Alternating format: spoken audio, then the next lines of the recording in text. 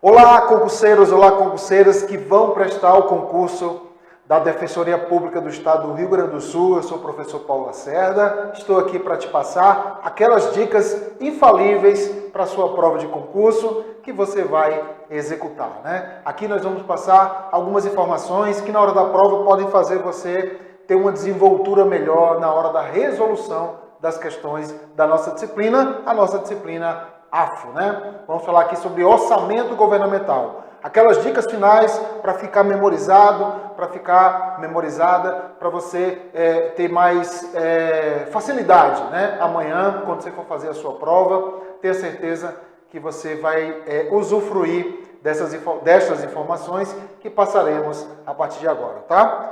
Vamos lá, começando falando sobre leis orçamentárias. Eu vou aqui puxando uma questão, tá, gente, da sua banca, depois eu vou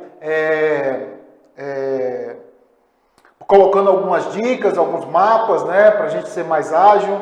A ideia aqui não é ser tão prolongado, a ideia aqui é sempre ser mais sintético, passando realmente aquela informação de ouro, né, que faz a diferença na hora da resolução da sua prova, beleza? Pessoal, aqui ele fala assim, ó, o ente municipal, começando com leis orçamentárias, né, um ente municipal criou e mantém uma fundação pública. Né? Lá no direito administrativo, a gente sabe que é uma fundação pública, ela é autorizada por lei, aqui está criada, né?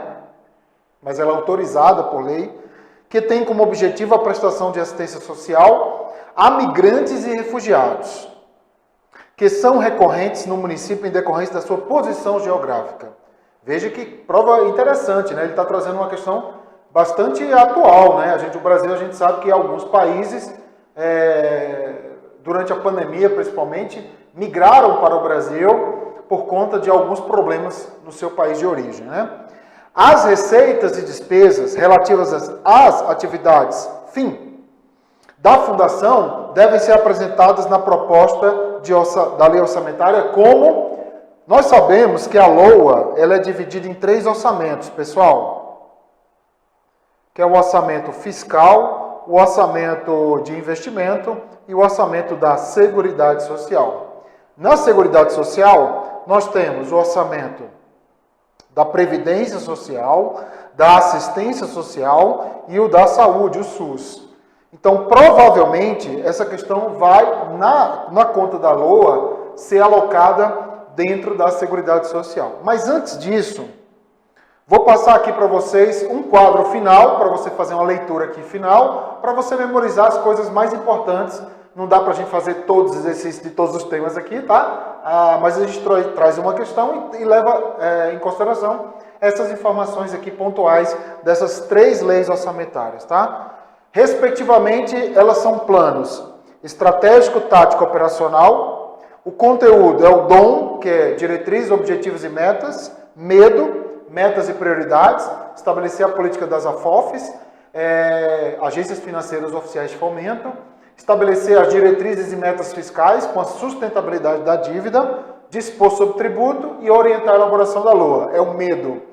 E, por fim, a lei orçamentária anual, que traz o FIS, que é Fiscal, Investimento e Seguridade, que é a resposta da nossa questão, já que é Seguridade Social, dentro da assistência social. E rede, que são receitas e despesas. Para finalizar, nós temos vigência, médio prazo, 4 anos, curto prazo, no mínimo 12, e LOA, curto prazo, um exercício financeiro. Proposta no primeiro mandato, todos os anos, no caso da LDO e da LOA. Entre em vigor no segundo ano de mandato, a LDO no mesmo ano da sua proposta e a LOA no ano seguinte à da sua proposta. Abrangência, ela é mais abstrata e subjetiva, preparatória e de priorização, e a LOA concreta e mais objetiva. Iniciativa da elaboração é privativa do Poder Executivo, enquanto o envio é exclusivo do presidente. Para quem não sabe ainda, privativa é quando é seu, mas você pode delegar para alguém.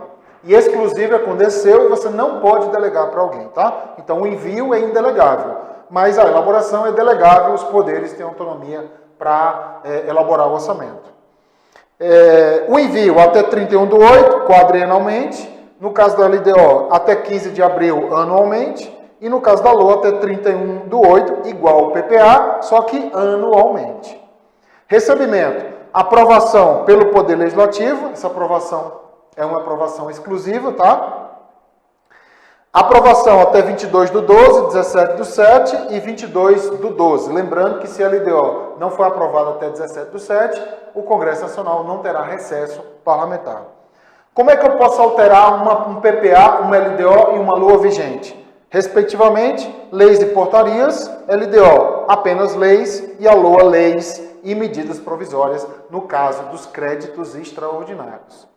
À luz de quê? O PPA surgiu à luz da Constituição e de regulamento próprio. Lembre-se, o PPA não está sob a asa da LRF, tá? O artigo que trazia determinações sobre o PPA foi vetado. No caso da LDO, Constituição, LRF e determinações próprias. E no caso da LOA, Constituição, LRF, também determinações próprias. Não é que a LOA, ela siga a LRF e a Constituição, que ela não possa trazer algo próprio dela, tá? No seu texto. Desde que não vá de encontro à Constituição e à LRF, beleza? Então, voltando à questão, a resposta correta é a letra D de dado, né? Porque a ideia é assistência social. Então, só relembrando, falou orçamento, fiscal, investimento e seguridade. Seguridade, previdência, assistência, que é a nossa resposta, e a nossa saúde. Lembrando que na LOA nós temos também o que a gente chama de rede. Rede é receitas e despesas, ok?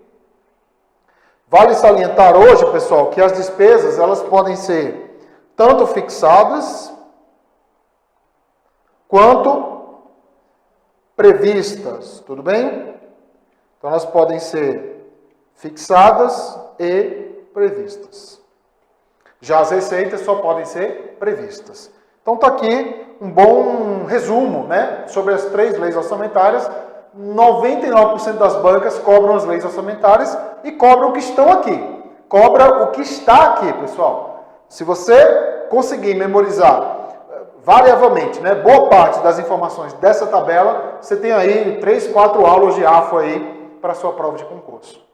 Mais uma questão.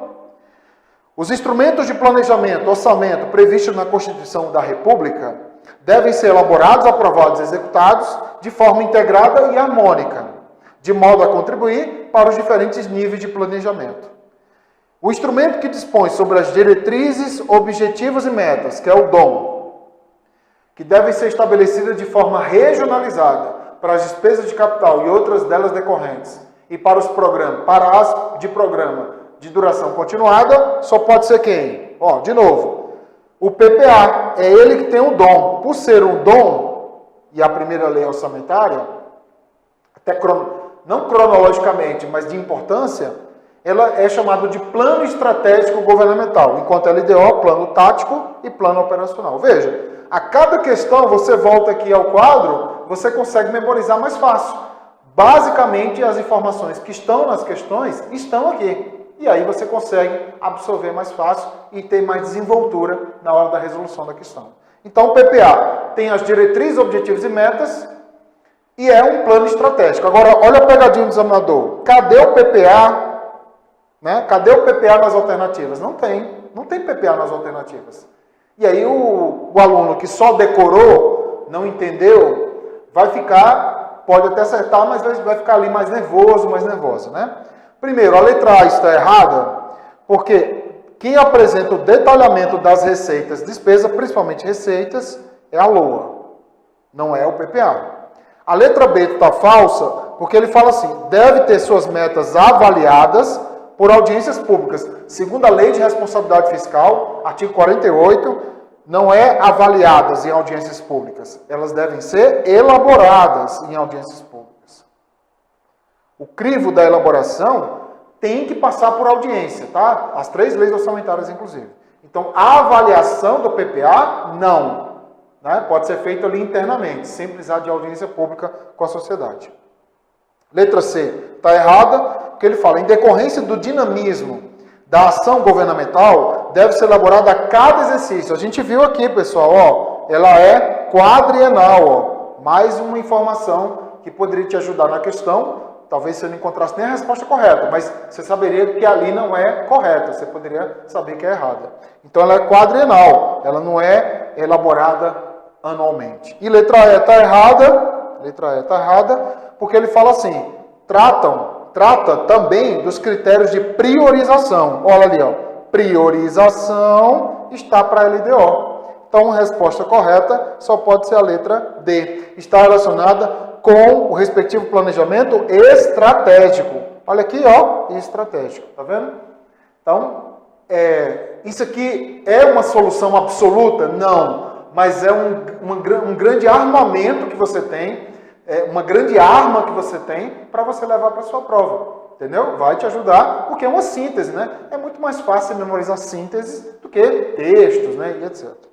Então, a resposta é a letra D. Próximo, agora vamos falar sobre as emendas à LOA. Quando as LOAs são elaboradas, elas são enviadas ao Congresso Nacional, e o Congresso Nacional, aí na sua cidade, Câmara Municipal, aí no seu estado, Assembleia Legislativa, aí no DF, aqui no DF, na verdade, eu estou gravando aqui no DF, né? É a Câmara Legislativa, né? Que é o legislativo daqui. Essas leis, elas têm que passar pelo legislativo. E lá elas podem ser alteradas por meio de emendas parlamentares, tá? Essas emendas, elas são divididas em emendas de bancada ou coletivas, né? De bancada ou emendas individuais. As emendas individuais, elas podem ser de relatoria, do relator da proposta, e as individuais de cada parlamentar. Geralmente é esta que cai em prova de concurso. E aqui ele deu, como é a prova de 2023, já com a emenda constitucional que alterou, tá? A emenda constitucional que alterou a emenda constitucional 86 de 2015. Essa emenda, então, ela foi parcialmente revogada por uma emenda constitucional de 2021. E aí, nós tivemos novas determinações para as emendas. Vamos a elas. Fiz aqui um mapa para você fazer aquela foto, né, mental e levar para a prova. Ó. Emendas, elas podem ser de bancadas, colegiadas, coletivas ou individuais. Lembrando que tem outros tipos de emendas de bancada, de colegiadas, tá, gente? Tem emenda de mesa diretora, tem emenda de comissão permanente, tá? Mas essas aí geralmente não caem em prova de concurso, não. Cai de bancada e as individuais. As de bancada, elas podem ser de 18 a 23. É o número de emendas. Isso depende do tamanho da bancada. Então, a bancada do Rio Grande do Sul tem uma quantidade. A bancada de São Paulo tem outra quantidade. A bancada do Rio Grande do Norte tem outra quantidade. Depende do tamanho da bancada. Mas não pode ser menos que 18 e nem mais que 24. E ela agora vai ser 1% da receita corrente líquida. Receita corrente líquida sempre executada no ano anterior da sua proposta. Toma cuidado aqui, ó. Se a LOA está sendo elaborada em 2023, eu vou usar como parâmetro de emenda a receita corrente líquida de 2022, aquela que já se encerrou, porque o exercício foi encerrado. Mas a LOA será executada, pessoal, ó, executada em 2024. Só em 2024. Então, olha só que loucura. Eu estou elaborando uma LOA para 2024, que usa como parâmetro de emenda o que aconteceu em 2022, para ser executado em 2024. Então, atenção, sempre nós teremos 3 anos na jogada, tá? Ano da elaboração, ano que eu estou utilizando anterior como parâmetro para a minha emenda, e a LOA será executada no ano anterior, tá? Há umas correções durante a execução da inflação e tal, mas a regra é essa. Então, é 1% dessa receita corrente líquida. Lembrando, receita corrente líquida é igual a receita corrente bruta menos mandamentos constitucionais, legais e previdenciários. Então, você tira esses 3 mandamentos da receita corrente bruta, sobra a receita corrente líquida, e daí você tira 1% desse valor. E aí você distribui com os parlamentares das bancadas, tá? Na verdade, você distribui para as bancadas, né? No caso das individuais, é diferente, ó, é 2% da receita corrente líquida. Atenção, antes da emenda, essa nova emenda, era 1,2%, tá, gente? Esse 1,2% não existe mais. Então, se cai 1,2%, a questão está errada. São 2%. E cada parlamentar tem direito a emendar 25 vezes o orçamento. utilizando esses 2% da receita corrente líquida, será distribuído para todos os parlamentares, tá? Agora, desses 2%, 1,55% será para a Câmara dos Deputados e 0,45% para o Senado Federal. Antigamente era 1,2% distribuído igualmente, só que a Câmara tem mais pessoas, entendeu? Por isso que o percentual agora é maior, tudo bem? Lembrando que metade desse valor, ou seja, 1%, tem que ser aplicado em serviços de saúde, menos pagamento de pessoal. Então eu posso aumentar o número de ambulâncias, construir posto de saúde, mandar dinheiro para comprar vacina, remédios, entendeu? Atendimento ambulatorial, enfim, médico da família e tal. Mas eu não posso aumentar o salário do médico, do fisioterapeuta, do enfermeiro, ok? Nós temos 3 tipos de emendas individuais, que são as de texto, de receitas e de despesas. As de despesas são as mais importantes, porque as de receita são aquelas que reestimam os valores por erro ou omissão de ordem técnico-legal. No caso da despesa, eu tenho de remanejamento, tenho de cancelamento e de apropriação. A de cancelamento é mais simples, né? Você está cancelando uma despesa. Ok. Agora, de remanejamento e apropriação. Remanejamento, haverá um acréscimo ou uma inclusão de uma despesa na LOA, tendo como fonte uma anulação de despesa. Agora, cuidado, eu tenho 4 exceções. 4 exceções, tá? Pessoal e encargos, tá? Serviço da dívida, transferências tributárias a outros entes da federação e reserva de contingência. Repetindo, são 3 exceções. São 4, perdão, né? São 3 constitucionais e uma da resolução número 1 de 2006 do Congresso Nacional. Recapitulando, para custear uma emenda de remanejamento, eu anulo outra despesa e o valor daquela despesa eu posso usar para emendar a minha despesa. Salvo 4 despesas que não podem ser canceladas. Pessoal, encargos, serviços da dívida, transferências tributárias a outros entes e reserva de contingência. A reserva de contingência é a única que não está na Constituição brasileira, tá? E a de apropriação é a mesma coisa da de remanejamento. Ela propõe acréscimo ou inclusão de uma despesa na LOA, sendo que a fonte não é mais anulação de outra despesa, e sim uma reserva de recurso que sai da reestimativa da receita. Então, antes eu tenho que emendar a receita para poder ter essa reserva de recursos, ok? Lembrando, as emendas individuais, elas podem ser enviadas, o valor delas pode ser enviadas diretamente para outro ente da federação ou para a União. Então, eu posso fazer uma emenda para uma despesa da própria União ou enviar para outro ente da federação. Se eu for enviar para outro ente, essa transferência será chamada especial ou definitiva, né? Ou definida. Né? São finalidades definidas ou finalidades definitivas. Qual a diferença das duas? E qual a semelhança? Primeiro, todo o valor de uma transferência especial será aplicado pelo ente que recebe o recurso. Mas, na verdade, adicionando a esse conhecimento, pertence ao ente que recebe o recurso. Então, eu envio o dinheiro para o outro ente da federação, estados, DF ou municípios, e o dinheiro será aplicado por ele e o dinheiro é dele. Qual a diferença da de definida? A de definida é aplicado pelo ente, igual, não muda nada, é igual, só que em algo que é da União. Então eu vou mandar um dinheiro para ele, para que ele aplique o valor em uma despesa, em um programa, que é um programa da União, mas na região dele, tudo bem, mas é um programa da União. Na especial, eu vou mandar o dinheiro para ele, para o ente da federação, e ele vai aplicar numa despesa dele e não da União. Entenderam a diferença? Então, por isso que na transferência especial, não há o que a gente chama de carimbo. Entendeu, pessoal? Não tem um carimbo, o dinheiro é livre para ele aplicar sob a conveniência e a oportunidade. Alguns autores chamam isso aqui de orçamento secreto, porque somente lá é que eu vou saber o que vai ser feito com esse dinheiro. Já na definida, não. O dinheiro já sai da emenda, né? Ou seja, durante a execução, já com um carimbo, entendeu, pessoal? Eu já sei qual é o local, qual é o programa, qual objeto vai ser gerado, entendeu? Então essa é a vantagem da definida. É o dinheiro aplicado pelo ente, mas em algo que é da União. Então já tem que ter o carimbo da determinação, beleza?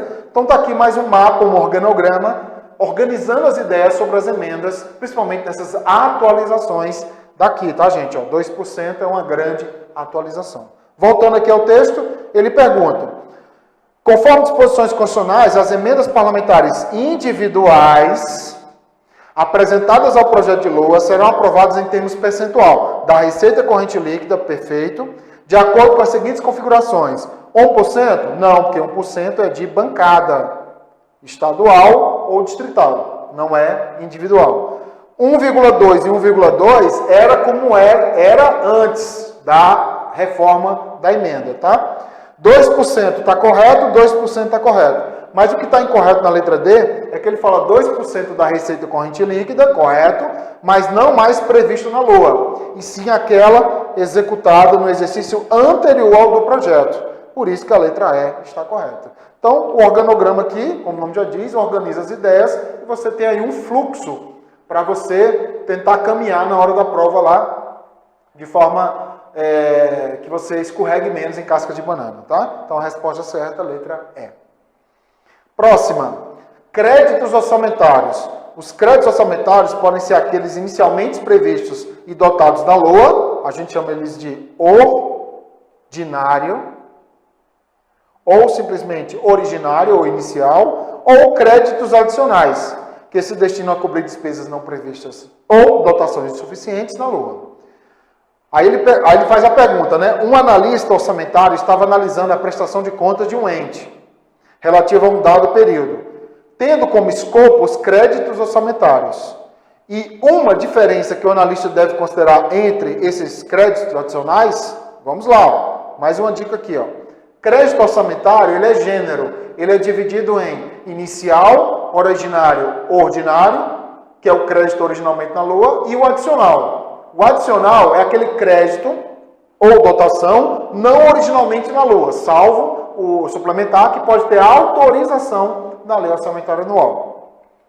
Eles são divididos, os adicionais, suplementar, especial e extraordinário. Está aqui mais um quadro, uma tabela com informações imprescindíveis para a sua prova. Por elas, você consegue responder boa parte das questões. Respectivamente, uso, reforço, despesa sem dotação, despesa urgente e imprevisível. Despesa, consta na LOA? Sim, aqui não consta na LOA.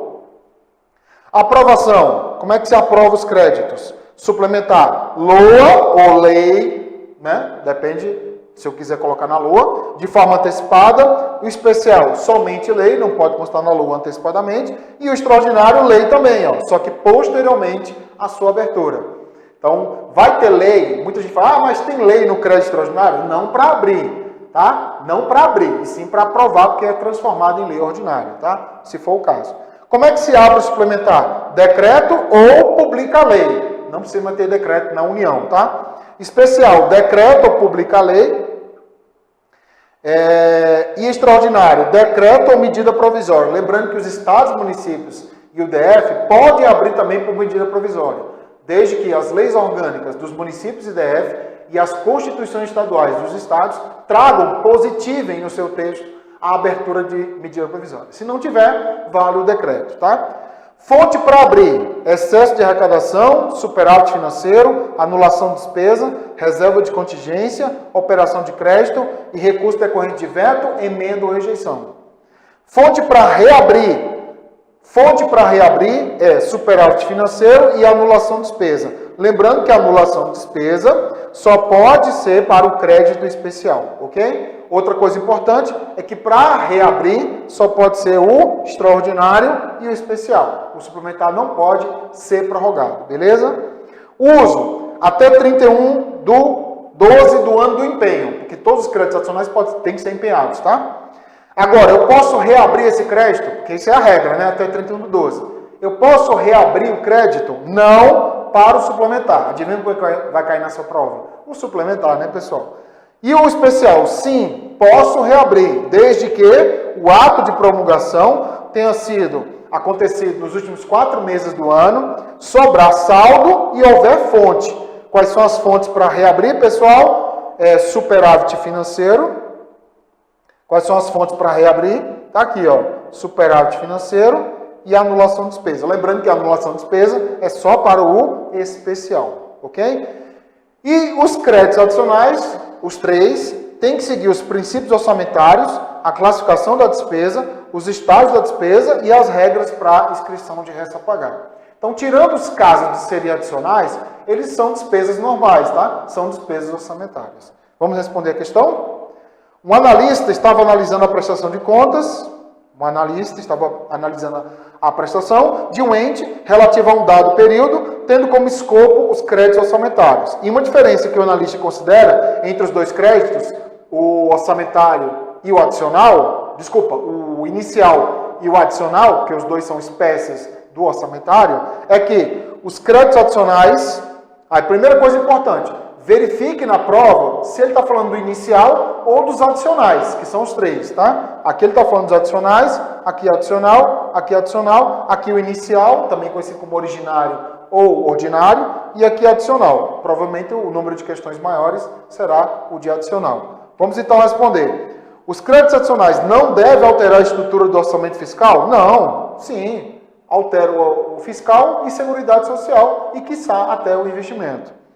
B. Os créditos adicionais não estão sujeitos à classificação da despesa. Estão sujeitos, eles são despesas orçamentárias. Então tem que ser classificado em programa, natureza, entendeu? Instituição, função, tá? Letra C. Os créditos adicionais, em casos expressamente previstos, podem ser reabertos. Aqui ficou um pouquinho complicado, gente, né? Mas assim, quando ele fala em casos expressamente previstos, significa que ele está falando dos créditos especiais e os créditos extraordinários. Então, digamos que essa é a menos errada, né? Letra D. Os créditos iniciais estão sujeitos a um menor controle do Poder Legislativo? Não. É um maior controle, já que eles já constam na LOA. Fica muito mais fácil você controlar. E letra E. Despesa aberta via créditos adicionais estão sujeitos a restrições para inscrição? Não. Segue a mesma regra para se inscrever despesas normais, sem ser de créditos adicionais, tá? Então, realmente, a resposta certa, letra C, a menos errada, né? Digamos assim. Princípios orçamentários. Princípios, pessoal, são regras norteadoras, são núcleos norteadores do comportamento do gestor, criando regras, muitas das vezes implícitas, para você ter um bom e regular uso do dinheiro público, tá? Para a sua prova, os princípios são divididos em Constituição, Lei 4.320, LRF e doutrina. Constituição, nós temos alguns grandes princípios que são cobrados, como exclusividade, não afetação, regra de outro não, tá, gente? Regra de ouro, tá? Regra de outro é ótimo. Regra de ouro, né? Que inclusive estava na LRF, mas foi vetado, mas na Constituição continua. Proibição do estorno, que é a proibição de você fazer transferências, transposição e remanejamentos sem prévia autorização legislativa. Legalidade, pessoalidade, moralidade, publicidade e eficiência, que é o LIMP, né? Aqui é o LIMP. Assim como rege outras regras, também rege a nossa matéria. Lei 4.320, anualidade, unidade, universalidade, orçamento bruto e especificação. São os grandes princípios da Lei 4.320. Nasceram lá. LRF, responsabilidade, transparência, planejamento, austeridade e equilíbrio. E a doutrina foi criando inúmeros outros princípios. Os mais importantes, clareza, uniformidade, precedência, que é aplicado às receitas, né? E exatidão. Então, quanto mais exato é o orçamento, melhor, mais transparente é aquele orçamento, tá? Aqui ele faz. Os princípios orçamentários são premissas a serem observadas na elaboração e na execução do orçamento. Sua aplicação é dinâmica e pode adquirir novas abordagens em decorrência de inovações legislativas. A exemplo da LRF, que trouxe mecanismos para assegurar a responsabilidade na gestão fiscal. Um desses mecanismos pressupõe uma ação que pode ser associada ao princípio orçamentário do ou da... Aqui, pessoal, ó, ele quer o da LRF. Qual é o da LRF? Planejamento, ó, é o único aqui. Por quê? Porque a especificação está na lei exclusividade está na Constituição, não vinculação Constituição, precedência doutrina. Então veja, ele não precisa nem entrar no mérito dos princípios, saber, por exemplo, o conceito deles, se tem exceção, entendeu? Qual o objetivo deles, entendeu? Aqui ele fez uma pergunta apenas de onde é a base dos princípios orçamentários. Então a resposta certa, letra D, porque isso aqui nasceu na LRF. Pelo menos está expressamente na nossa LRF. Muito boa essa questão, gostei bastante. Letra D de dado.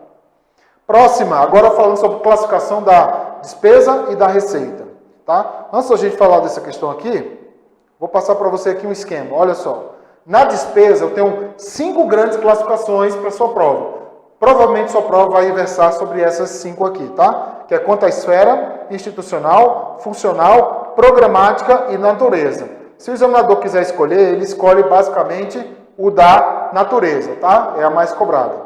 A pergunta: quais dos orçamentos, quem é o responsável, qual é a área de atuação governamental, qual a finalidade da aplicação do dinheiro e qual é o efeito econômico no nosso país? São as respostas da pergunta dessas classificações.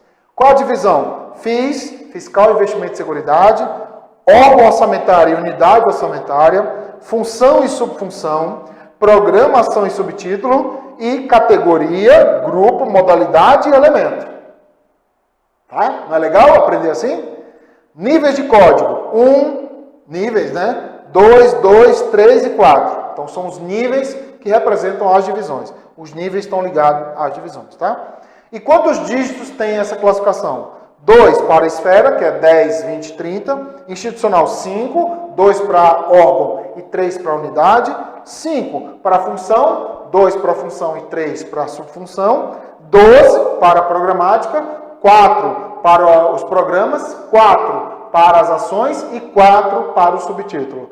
E 6 para a classificação por natureza. 1 para a categoria, que inclusive pode ser 3 ou 4. Que é corrente capital, 1 para grupo, 2 para modalidade e 2 para elementos. Então, são 6 dígitos para 4 níveis.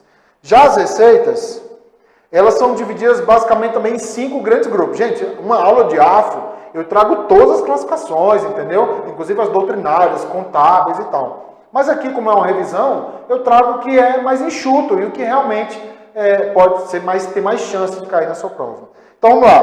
Previsão, origem, afetação, vinculação e natureza.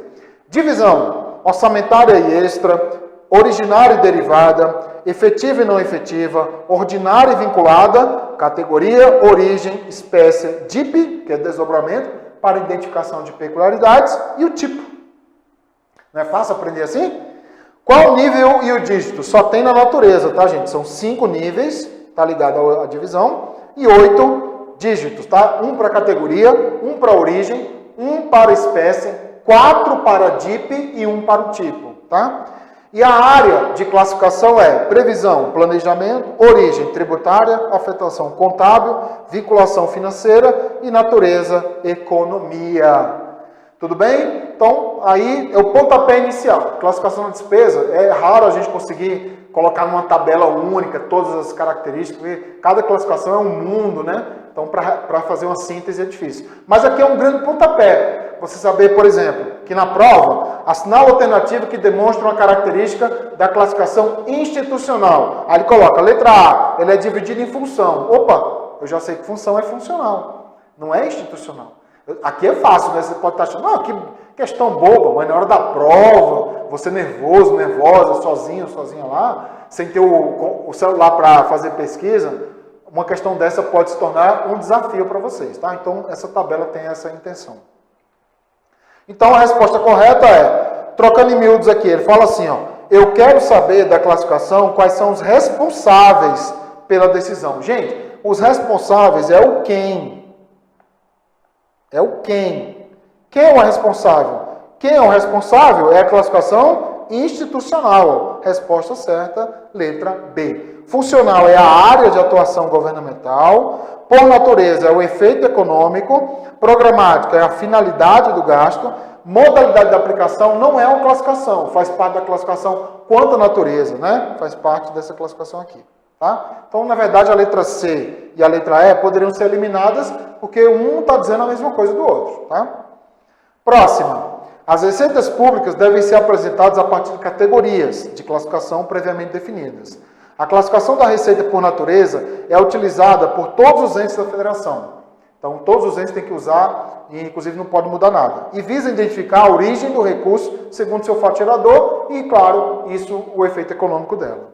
O item a seguir, que representa o desdobramento de uma espécie de categoria de natureza corrente de origem patrimonial, é, atenção, eu tenho, ó, segundo a receita, duas categorias econômicas, que são as receitas correntes e as receitas de capital, lembrando que tem as intra-orçamentárias. Então aqui vai ser número 1, número 2, mas pode ser 7 ou 8, tá? Se forem intra-orçamentárias. Essas aqui são as chamadas categorias econômicas, que são divididas em origens. Quantas origens tem a categoria corrente? São 8, tá, gente? Que a gente chama de tricopaisto, tá? Tributárias, contribuições, patrimoniais, agropecuárias, industriais, serviços, transferências e outras. São as 8 receitas originárias da categoria corrente. E no caso da receita de capital, são 5 origens, totalizando então 13 origens das duas categorias.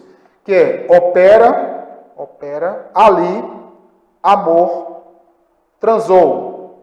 Olha aí, é o processo mnemônico mais sensual da América Latina, né? Opera, ali, amor, transou. Olha que delícia. Opera, de operação de crédito, ali, de alienação de bens, amor, de amortização de empréstimos, de transferência de capital e ou de outras receitas de capital. Tudo bem? Então tem que lembrar dessas 13 origens dessas duas categorias. Agora, ele quer uma origem patrimonial, ó, que é o tricopaisto aqui, ó. Aqui, ó, do P, né? A categoria patrimonial, ela é subdividida em questões de patrimônio mesmo. Por exemplo, um aluguel. Para oferir um aluguel, eu preciso ter um patrimônio para alugar. Então, isso é chamado de receita patrimonial, que é uma receita corrente. Então, a resposta correta é juros e correção monetária. Indenizações são outras receitas correntes. Alienação de estoques, venda de estoque, é uma receita de capital, então já estaria errada, porque patrimonial é uma receita corrente, né? Está errada. Alienação de bens, receita de capital, está errada também. Imposto sobre o patrimônio, é uma receita tributária, então ela não pode ser considerada uma receita patrimonial. Lembrando que, atenção, juros são classificados como receitas correntes, isso é fato, categoria. Agora, juros podem ser receitas patrimoniais, se advirem de aplicação financeira, podem ser receitas de serviços, se for empréstimo concedido, você concedeu um empréstimo e alguém está te pagando juros, ou juros de mora serão outras receitas correntes, tá? Então, juros de mora é aquele que você não paga o IPTU em dia, aí você vai pagar depois com juros e correção monetária. Esses juros são considerados outras receitas correntes, tá? Então, a resposta certa, a letra E. Próxima. O orçamento de um dado ente dava autorização para o início de um programa de manutenção e expansão das instalações físicas da rede pública de educação básica. À luz das orientações do MTO, para a classificação programática da despesa, então é assim, pessoal, a classificação programática, ou seja, os programas, são divididos em ações. Todos os programas são divididos em ações. As duas ações mais importantes são projetos e atividades. Mas também temos as chamadas operações especiais, que é aquelas que não geram nada para o Estado. A diferença básica de projetos e atividades é que projeto ele é limitado no tempo e expande ou aperfeiçoa o Estado. Já as atividades são ilimitadas no tempo e apenas mantêm o Estado. Elas são de manutenção. Gente, ele está pedindo aqui um programa de manutenção e expansão das instalações. Aí muitos alunos se confundiam, falando assim, peraí, é manutenção? É um de manutenção e outro de expansão? Não, porque quando você está expandindo, tá, você está mantendo também. Né? Digamos assim, uma manutenção que não é conservar, é você expandir para melhorar. Mas você está mantendo. Então, digamos assim, quando você expande, você mantém. Mas quando você só mantém, você não expande. Então, quer dizer, a expansão sobrepõe a manutenção. Então, a resposta certa, letra A. Todas as ações serão classificadas como projetos? Não. Limitadas no tempo, que expande e aperfeiçoa. Se parte das ações do projeto forem custeadas com recurso de operação de crédito, será uma operação especial? Não, porque a operação especial tem renda própria para isso. Indenização, aposentadoria, não precisa fazer uma operação de crédito. Por se tratar de um programa autorizado na LOA, os recursos do Tesouro não são fontes. Claro que são, estão na LOA, né? Não vem de outras fontes. Tem que estar no Tesouro.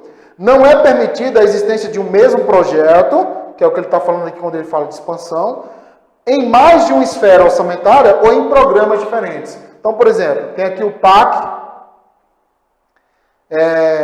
E esse PAC tem assim, ó, construção de um túnel. Aqui em Brasília, recentemente foi construído um túnel, né? Em uma cidade satélite aqui. Então, tem um túnel. Aí, de repente, eu crio o ProUni e coloco esse túnel aqui, ó. Está ilegal isso. Não pode ter o mesmo objeto, o mesmo projeto em dois programas diferentes. Tudo certo? O que é bastante óbvio, né? Então, a resposta certa é a letra D.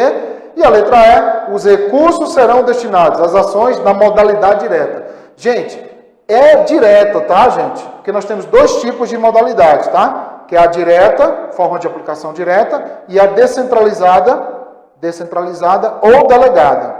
Direta ou descentralizada. O erro dessa questão, a meu ver, é falar modalidade de aplicação, que é a nomenclatura usada na classificação quanto à natureza. Então, eu acho que a questão letra E está errada por conta disso, mas existe sim aplicação direta e indireta, chamada de descentralizada ou delegada, beleza? Então, a resposta certa, letra D. Não esquece, programa é dividido em ações, que são divididas em projetos, atividades e operações especiais. Projeto, limitado no tempo, expande e aperfeiçoa, e atividade apenas mantém, e é ilimitada no tempo, beleza? Próxima, restos a pagar. Restos a pagar. Embora haja uma definição legal de que o exercício financeiro coincida com o calendário civil, o mecanismo previsto no ciclo de execução orçamentária refere-se à inscrição de despesa em restos a pagar. Para o exercício seguinte, um requisito para que uma despesa seja inscrita em resto a pagar é, atenção, ó, resto a pagar, pessoal, o nome já diz, são resíduos do passivo, são resíduos de despesa. Então, você não conseguiu pagar naquele exercício, eu vou inscrever para o exercício seguinte. Os requisitos básicos para inscrição de resto a pagar é o seguinte: inscrição sempre no dia 31/12 do ano do empenho. O sistema de inscrição é o CIAF. Adota-se sempre o regime de competência. O que está em negrito aqui, pessoal, é o que ele vai trocar na sua prova. Ele troca inscrição por pagamento, troca regime de competência por caixa, troca o CIAF pelo CIOP, pelo SICONV, tá? Haja empenho e este esteja válido no dia 31/12, ou seja, não tenha cancelamento dele. O estágio do pagamento estiver pendente também no dia 31/12. Então, resumindo, tem que ter empenho e não tem que ter em pagamento, seja no todo ou em parte. Haja liquidação da despesa, sim, aí o nome dele será processados ou não. Quer dizer, não precisa ter liquidação, tá? Ou não. Lembrando que, se tiver não, eu posso cancelar a despesa, aí sim, escrever em resto a pagar, não processados. Veja, que quando passa pela liquidação, não tem a opção de cancelar. Tem que escrever, tem que pagar, né? Ou escrever em resto a pagar processados. No caso do não, eu posso cancelar, porque não tem liquidação, ou escrever em resto a pagar não processados, que pode ser a liquidar ou em liquidação. A liquidar não começou ainda, em liquidação já começou. Beleza? Vamos então responder, né? Um requisito para que a despesa seja inscrita em resto a pagar é qual? Qual dos requisitos que a gente viu? Tenha sido empenhada no exercício em referência e que chegue no final do ano e não tenha cancelamento. Certa questão. Essa é a resposta correta. Letra B. Não se refira a créditos extraordinários? Não, pode se referir, porque tem empenho para eles também. O material tenha sido entregue? Não, não é um requisito básico, porque pode não ter a liquidação, né? Ou seja, não tenha sido entregue o objeto, nem tinha sido prestado o serviço. Seja enquadrada como DEAs, não, DEAs não, pessoal. DEAs são despesas pagas de exercícios anteriores, mas que não tenha empenho válido, tá? Se tiver empenho válido, é resto a pagar. E não decorre de emendas. Não, pode decorrer sim de emendas, não tem problema nenhum não. Então a resposta certa é a letra A mesmo. E agora os suprimentos de fundos, para a gente finalizar. Uma operação comum dos entes públicos no decorrer do exercício é o suprimento de fundos, que consiste em um adiantamento de valores a um servidor para a futura prestação de contas. Tal adiantamento deve observar algumas regras para a sua efetivação e uma das características é que, vamos lá, olha aqui, ó, essa tabela, show de bola, para você não errar nenhuma questão mais de suprimento de fundos. Respectivamente, despesa aplicada em casos que não possam passar pelo seu trâmite normal, quer dizer, uma despesa anormal do Estado. Casos, despesas eventuais, sigilosas ou de pequeno vulto, só tem esses 3 casos. Proibições, para um servidor público, seja comissionado ou concursado, ele não pode receber 3 suprimentos, ele pode receber 2 então. Ele esteja em alcance, ou seja, não prestou contas de suprimentos anteriores, que tenha a sua atribuição, a guarda no material, esse aqui tem um asterisco porque tem um salvo se não tiver ninguém naquele dia, responder não pode, esteja em férias e afins, tá? Esteja em férias ou em afins, ou seja, esteja em licença, afastamento e etc. Tá? Aposentado, não pode receber. Prazos para aplicar até 90 dias ou até 31/12, é o que chegar primeiro. Prazo para prestar contas até 30 dias ou até 15 de janeiro do ano que vem, se a aplicação se deu no final do exercício. Tá? Contabilização de suprimento de fundos. No momento da concessão, que eu tenho empenho, liquidação e pagamento, orçamentariamente falando, ela é uma despesa orçamentária, uma mera despesa orçamentária. E patrimonialmente, eu aciono um ativo, que eu tenho um direito do credor, né, como credor do sistema, e aumento o meu passivo, né, porque eu desembolsei alguma coisa para alguém. Mas não é uma despesa patrimonial. Por quê? Porque não tem um resultado ali, não tem resultado diminutivo, tá? Quando eu presto contas do suprimento de fundos, aí sim, orçamentariamente, não é despesa orçamentária, e patrimonialmente, aciono o passivo, diminuindo o meu passivo, porque eu estou agora prestando contas, estou perdendo o passivo, mas aumentando minha VPD, que é variação patrimonial diminutiva. É o que a gente chama de despesa contábil. Então, para a sua prova, eu tenho despesa patrimonial apenas na prestação de contas. Gente, anote isso, tá? Despesa orçamentária é quando eu faço a concessão do dinheiro para o servidor.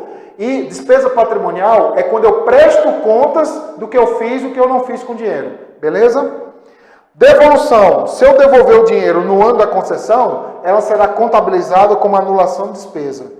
E quando eu devolvo o dinheiro no ano que vem da concessão, ela deverá ser contabilizada como receita orçamentária. Então está aqui, basicamente, tudo que o examinador vai te cobrar na prova, tá? Então vamos lá. A sua concessão enseja registro apenas no de controle? Não. Tem orçamentária e patrimonial. Deve ser processado como despesa orçamentária, pessoal. Ó, é uma despesa orçamentária. Está aqui, ó, orçamentária. Para o fim de concessão. Um servidor pode responder até por 2 suprimentos? Certo a questão. Ó. Tem que ser 2 suprimentos no máximo. Não pode ser o terceiro. Sua liquidação se dá na prestação de contas? Não, a liquidação dá no ato de concessão. Tá? Empenho, liquidação e pagamento acontece no mesmo instante. Tá? Por isso que é uma despesa anormal.